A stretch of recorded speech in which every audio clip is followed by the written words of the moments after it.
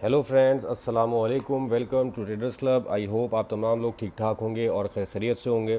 और क्या शानदार हमारा एसएल का दिन रहा आज। एसएल का दिन ज़रूरी है। एसएल का दिन भी उसकी रीज़न ये है कि मैंने कल भी कहा था कि अगर हमारा एक छोटा सा एसएल हो भी जाता है और जिस तरह हम गोल्ड में निकाल रहे हैं और उस तरह उसके हिसाब से अगर कोई हम 70-80 पे उसका एक एसएल देते हैं तो कोई बड़ी बात नहीं है। 2 वीक हमने जो है वो उस रेंज बाउंड को बाय सेल दोनों में जो है वो अच्छी तरह, स्पेशली बाय में तो इस वीक में अच्छी तरह से उसको हमने जितना जिसे कहते हैं कि निचोड़ने की कोशिश की थी और अल्लाह का शुक्र है बड़ा अच्छा प्रॉफिट रहा था। लेकिन आज मार्केट का डाटा ऑल दो नेगेटिव आते हुए, मतलब गोल्ड के लिए नेगेटिव आते हुए, फिर भी गोल्ड जो है वो ऊपर चला गया। सीपीआई कल थी, आज पीपीआई आई, तो आज ओवरऑल इम्पैक्ट मार्केट ने जो है वो आज लिया है। ऑल दोनों के दोनों डाटा जो है वो गोल्ड के लिए बेरिश थे, बट टिका के मैनिपुलेशन हुई उसमें और मार्केट ऊपर चली गई। बहरहाल गोल्ड पे आते हुए गोल्ड को डिस्कस करेंगे। फ़िलहाल अभी बीटीसी पे हम अपना एनालिसिस स्टार्ट करते हैं रिगार्डिंग टुमारो। अच्छा, बीटीसी पे मैंने एक लाइन हॉरिजॉन्टल रेम मार्क की थी 58,475 की कि ये इसका जो है वो एक रेजिस्टेंस एरिया हो सकता है। लेकिन मेरा जो एक स्ट्रॉन्ग रेजिस्टेंस एरिया है वो 59,675 का, ये मैंने पहले भी आपको बताया था। अच्छा, यहाँ से अभी एग्जैक्टली इसी जगह पे है मार्केट और ट्राई की जा सकती है सेल अगर निकले यहाँ से तो इंशाल्लाह कल के लिए, वरना ये 59,675 एक ज़्यादा अच्छा एरिया है। ऊपर मिलता है तो यहाँ से हम कोशिश करेंगे कि अच्छी सेल बनाने की कोशिश करें, क्योंकि ये हॉरिजॉन्टल लाइन जो है ये एज़ कम्पेयर टू दिस रे ये ज़्यादा स्ट्रॉन्ग एरिया है इसका 59,675 का जो मैं देख रहा हूँ। ये भी एक रेजिस्टेंस है 58,475 वाली, यहाँ से भी मार्केट नीचे आ सकती है। If somebody wants to take a risk तो वो यहाँ पे एक अच्छा एसएल देके 59,000 का या हाँ 59,000 का एसएल देके वो ट्राई कर सकते हैं। बट प्रेफरेबली 59,675 का एसएल या इसके ऊपर का थोड़ा सा एसएल जो है उसके साथ वहाँ पे अगर मिलेगी मार्केट तो हम वहाँ से सेल कोशिश करेंगे अगर हमें मिलती है तो वो 56,780 तक हमारा टारगेट हम कोशिश करेंगे कि रन हो इंशाल्लाह। उसके बाद फिर अगर ये वाला एरिया ब्रेक होता है दैन उसके बाद फिर हम कोशिश करेंगे कि नीचे मार्केट हो रहा है। फ़िलहाल अगर मैं H4 में देखूँ तो इसने थोड़ा सा अपना स्ट्रक्चर जो है वो अभी बुलिश किया है बीटीसी ने। सामने नज़र आ रहा है ये सब कुछ। ये अच्छा है कि इसने बुलिश मोमेंटम यहाँ पे दिया है। ये वाला एरिया टैप करने के बाद 53 वाला एरिया टैप करने के बाद मार्केट ने और अगेंस्ट द ट्रेंड ट्रेड होगी ये सेल वाली। बहरहाल एक कंडीशन ये भी है कि जिस तरह का स्ट्रक्चर है मार्केट अगर लेट मी चेक, मार्केट अगर आपको हाँ इस वाले एरिया पे कहीं मिलती है 56,780 या ये वाला 55, तो यहाँ से एक बाय भी निकल सकती है क्योंकि स्ट्रक्चर शिफ्ट हुआ है इसका और चांसेस हैं यहाँ पे इस जगह पे इसका स्ट्रक्चर जो है वो शिफ्ट हुआ है बिल्कुल एग्जैक्टली अपनी सपोर्ट लाइन पे, और इसको ये रीटेस्ट करके मार्केट ऊपर जा भी चुकी है। तो चांसेस आर देयर कि 59,675 हमें देखने को मिले।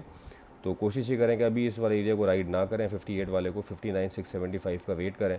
वो अगर मिल जाता तो वहाँ से एक सेलिंग ट्राई करेंगे इंशाल्लाह कल। अच्छा, नेस्डेक पे आते हैं कैटेगोरिकली। कल मैंने नेस्डेक पे कहा था कि मेरी तरफ से नेस्डेक पे कोई ट्रेड नहीं है। उसकी रीज़न ये वाली H4 कैंडल थी और ये वाली H4 की कैंडल में जो वॉल्यूम आया था और जिस तरह की इसने ये बुलिश कैंडल क्लोज़ की थी, मुझे उसी वक्त ये था कि मार्केट जो है वो फर्दर ऊपर जा सकती है। और आज मार्केट ने 242 को भी रिस्पेक्ट नहीं किया और इनफैक्ट इसको रीटेस्ट करके मार्केट दोबारा और ऊपर चली गई अपनी नेक्स्ट रेजिस्टेंस की तरफ, दैट इज़ 556। और अभी मार्केट में मैं ये कहूँगा कि बुलिश तो नहीं है अभी भी। बहरहाल आप यहाँ पे एक ट्रेंड लाइन लगा के इसको टेस्ट कर सकते हैं कि ये इस ट्रेंड लाइन को रिस्पेक्ट करते हुए मार्केट अगर नीचे आ जाए तो इस वाले एरिया से रिस्पेक्ट हो सकती है, एक अच्छी सेलिंग निकल सकती है ये। लेकिन उसके लिए इस वाली H4 का क्लोज़ इस लाइन के नीचे होना ज़रूरी था, लेकिन ये वाली मेरे ख्याल से मुझे नहीं लगता कि इसके नीचे क्लोज़ होगी अब, क्योंकि क्लोजिंग में टाइम काफ़ी कम है।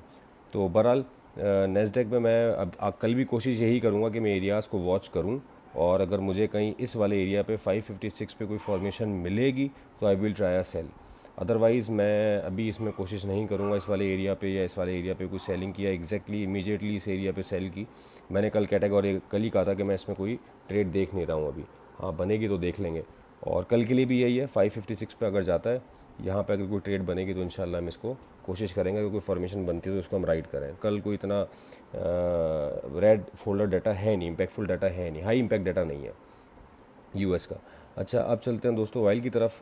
ऑयल ने एक बहुत अच्छा रिवर्सल साइन दिया है। मैं आपको डेली की कैंडल अगर दिखाऊं तो डेली की कैंडल से आपको एक चीज़ बड़ी वाजे होगी कि ये वाला जो 65 वाला मैंने कहा था कि इंट्राडे और वीकली के ऊपर इसकी एक अच्छी सपोर्ट है, ये वाली 65 वाली, इसको रिस्पेक्ट करके मार्केट इसको रीटेस्ट भी किया, इसको यहाँ रिस्पेक्ट किया, फिर कल इसको रीटेस्ट किया और फिर देन यहाँ से मार्केट ऊपर गई। अच्छा बुलिश रिवर्सल तो खैर मैं नहीं बोलूँगा, लेकिन रीट्रेसमेंट अभी कह सकते हैं, रिवर्सल हम बाद में डिसाइड करेंगे जब इसका स्ट्रक्चर चेंज होगा। अभी फ़िलहाल इसके लिए एक अच्छा साइन ये था कि ये वाली जो कैंडल की बॉडी है मार्केट इसके ऊपर है, और अगर इसके ऊपर ही क्लोजिंग दे देती है तो ये एक अच्छा साइन होगा कि मार्केट हमें 70 देन 71.5 देखने को मिले। अच्छा मैंने कल 67.1 पे कहा था क्लियर कट कि मैं यहाँ पे सेल ट्राई नहीं करूँगा, 68.8 वाले एरिया को मैं राइड करने की कोशिश करूँगा, लेकिन आज कोई सिग्नल इसके ऊपर नहीं दिया गया सेल का। उसकी रीज़न ये थी क्योंकि मार्केट में कोई ऐसी फॉर्मेशन नज़र नहीं आई जो उसका रिवर्सल बनाया वो अच्छा तगड़ा बनाया और अच्छे वॉल्यूम के साथ बनाया। कल H4 में वॉल्यूम अच्छा आया था वाइल में, जो मैंने दो लास्ट H4 ये वाली थी आई गेस, तो कंपेरेटिवली टू अदर H4, और उसके हिसाब से जो है फिर मैंने इसमें इसलिए सेलिंग दी नहीं। ऑल तो यहाँ पे जब आया था 68.8 पे तो मुझे कुछ लोगों ने पूछा भी था पर्सनल में आके, और कि आप इस वाले एरिया आपने सेल दी थी कि आप यहाँ से सेल ट्राई करें, तो मैंने मना कर दिया था क्योंकि मुझे कोई फॉर्मेशन इसकी मिली नहीं है। और दूसरा ये कि इसने बुल की तरफ मतलब बुलिश मोमेंटम की तरफ जो है थोड़ा सा वॉल्यूम और थोड़ी सी जान पकड़ी है अब, तो इसलिए मैंने फिर वो मना भी कर दिया था और फिर इसके ग्रुप पे भी कोई कॉल नहीं चलाई। अभी हम कोशिश ये करेंगे कि हम 70.2 वाला एरिया देखें। 70.2 वाला एरिया अगर हमें कल मिलता है, अव्वल तो ये वाला एरिया भी ब्रीच होना चाहिए 68.84, इसके ऊपर जानी चाहिए H4 की क्लोजिंग कल, और अगर नहीं जाती तो फिर मार्केट दोबारा हमें 67.1 देखने को मिल सकती है। और जस्ट इन केस अगर ऊपर जाती है तो 70.2 के ऊपर हम फॉर्मेशन देखेंगे इसकी, अगर हमें कोई मिलती है तो हम वहाँ से इसकी सेलिंग ट्राई करेंगे।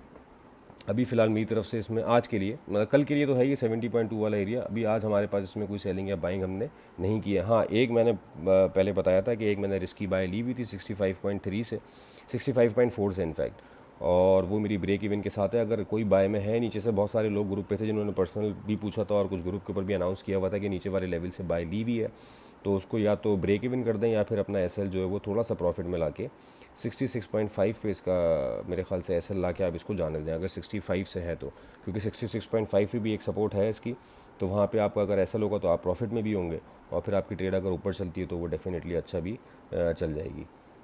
ये दोस्तों वाइल की एनालिसिस था। अब सिल्वर और गोल्ड ने तो आज बिल्कुल काम बिगाड़ा है, मतलब इतनी हद तक ऊपर गए हैं कि जो एक्सपेक्टेड नहीं था। अच्छा एक्सपेक्टेड मैं गोल्ड का तो खैर बता दूं कि क्या था और किस तरह हुआ, वो मैंने सारी चीज़ें कल डिफ़ाइन की हुई थी, बहरहाल वो गोल्ड पे आते हुए बताएंगे। सिल्वर में अच्छा खासा बुलिश मूवमेंट, अभी देखें H4 में यहाँ से मार्केट टोटली बुलिश हो गई है। ये वाली रेजिस्टेंस ने ब्रेक करी, अब 29.67 को भी ब्रेक करके इसको रीटेस्ट किया है, रीटेस्ट करके मार्केट दोबारा ऊपर गई है।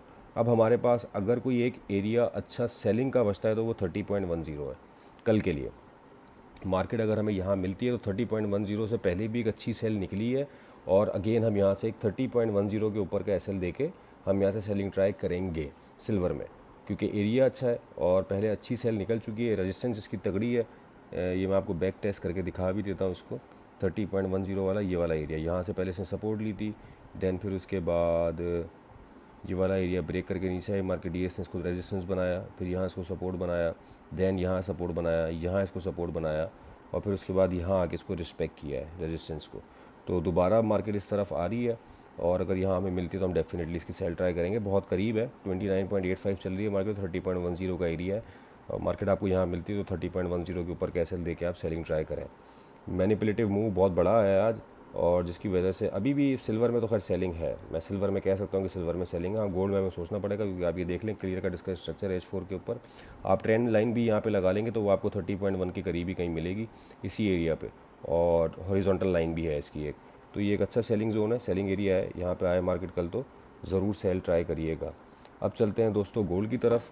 गोल्ड में 2-3 बातें मैं करूँगा हमेशा की तरह, थोड़ा टाइम ज़्यादा ले रहा हूँ। अच्छा गोल्ड में मैंने परसों एक चीज़ समझाई थी H4 में, मैं पहले H4 खोल लूँ फिर उसके बाद डेली पे आते हैं हम। H4 पे मैंने AMD का कॉन्सेप्ट समझाया था, एक्यूमुलेशन, मैनिपुलेशन एंड डिस्ट्रीब्यूशन। अच्छा वो मैं एक्सपेक्ट ये कर रहा था कि शायद रेट कट के वक्त पे होगी, लेकिन ये रेट कट से पहले ही मार्केट को इतना ऊपर ले गया इन टर्म्स ऑफ प्राइस हाइक, और वो एक्यूमुलेशन तो खैर हो चुकी थी H4 के ऊपर, जो मैं ये पूरा आपको एरिया डिफ़ाइन कर रहा था कि ये एक्यूमुलेशन है पूरी, और मैनिपुलेशन यहाँ कहीं हो सकती है, देन फिर उसके बाद डिस्ट्रीब्यूशन यहाँ। और मैंने ये कहा था कि आप वाइस वर्सा भी हो सकता है कि ये एक्यूमुलेशन हुई, मैनिपुलेशन नीचे हो, फिर उसके बाद डिस्ट्रीब्यूशन ऊपर हो, लेकिन मार्केट ने एक साइन दे दिया है कि एक्यूमुलेशन के बाद मार्केट मैनिपुलेशन के लिए ऊपर गई है। तो अगर ऊपर गई है तो मेरे हिसाब से ऑब्वियसली इसकी जो डिस्ट्रीब्यूशन है वो आई गेस नीचे होनी चाहिए। और लेट्स सी, देखते हैं क्या होता है। बहरहाल डेली के टाइम फ्रेम पे मैंने इसमें एक ट्रेंड लाइन लगाई है और मार्केट एग्जैक्टली उस ट्रेंड लाइन पे है, इनफैक्ट क्रॉस कर रही है उसको। अब कल देखते हैं कि कल की क्लोजिंग कहाँ आती है, वो मैटर करता है। ये वाली जो डेली के टाइम फ्रेम पे ट्रेंड लाइन है और मार्केट ने इस लेवल को टैप कर लिया। आज हमारा 35 के ऊपर एक एसएल हुआ है और मार्केट जब ऊपर आई थी तो हमने 26 के एरिया से सेल एग्जीक्यूट की हुई थी अपनी और 35 का उसका एसएल था और वो एसएल हो गया। उसके बाद बिल्कुल मेरा एक कॉन्सेप्ट है, मतलब मैं एक चीज़ के ऊपर काम करता हूँ कि मेरा अगर कोई मार्केट से एसएल हो जाए तो मैं दोबारा उसकी कोई ट्रेड नहीं देता।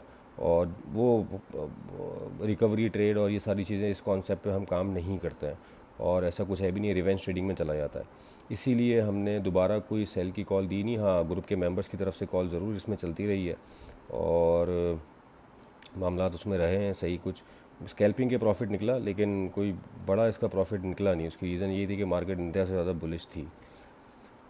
अच्छा जी, अब देखते हैं कल क्या हो सकता है। मार्केट तो अभी भी बिल्कुल ऊपर है। डेली के टाइम फ्रेम पे इसने मारूबूजो क्लोज़ की है, that is a very dangerous sign. और dangerous sign in terms of कि ये मार्केट अभी 70-75 भी लगा सकती है। कल जब मैं H4 का टाइम फ्रेम डिस्क्राइब कर रहा था तो उसमें मैंने एक चीज़ बोली थी कि, और मैंने काउंट करके भी बताया था इनफैक्ट इस एरिया को, 20 वाले एरिया को, कि 7 टाइम्स टच हो चुका है। ये वाले जो मैंने आपको टचेस बताए थे ये 7 टाइम्स थे, 1 2 3 4 5 6 7, ये 7th टच था। तो मैंने उस पर कहा था कि ऑल दो एक हॉरिजॉन्टल रेजिस्टेंस है, हम स्मॉल एसएल के साथ ट्राई ज़रूर करेंगे, लेकिन जब इतनी ज़्यादा दफ़ा किसी भी एक रेजिस्टेंस को मार्केट टच कर लेती है तो उसके टूटने के चांसेस बढ़ जाते हैं।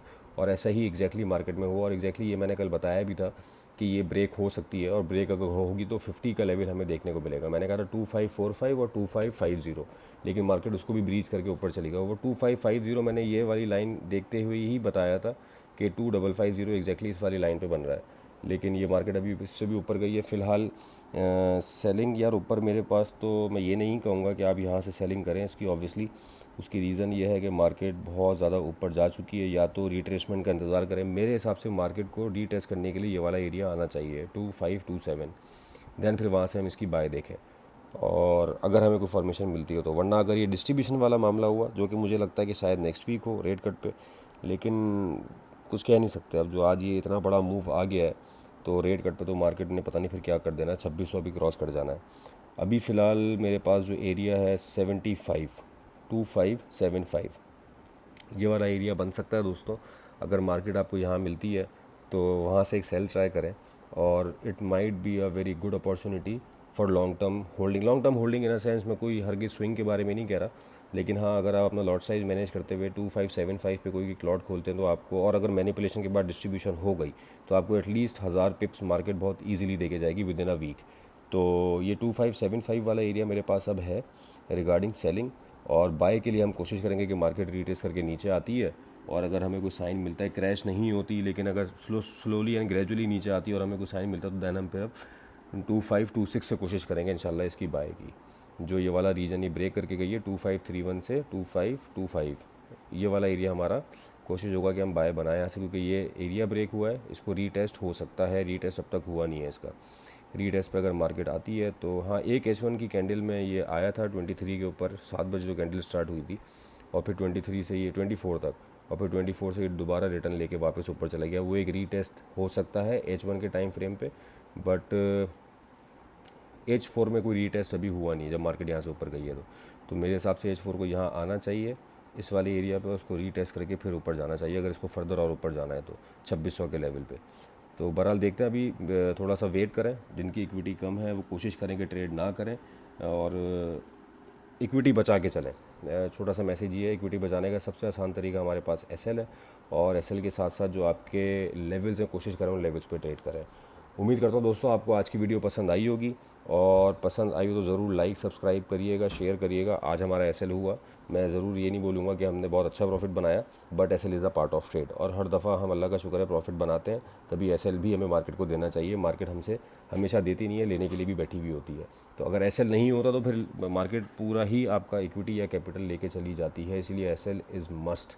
तो इस उम्मीद के साथ कि आगे आने वाला कल और इंशाल्लाह होपफुली आगे आने वाला हफ्ता, जो कि बहुत ज़्यादा एक्साइटिंग रहने वाला है इन टर्म्स ऑफ रेट कट, वो और अच्छा होगा हमारे लिए इंशाल्लाह। दुआओं में याद रखिएगा। कमेंट और शेयर ज़रूर करिएगा वीडियो अगर पसंद आ रही है आप लोगों को अपने फ्रेंड सर्कल में, दोस्तों में जो आपके ट्रेडिंग का सर्कल हो। Thank you so much for your time.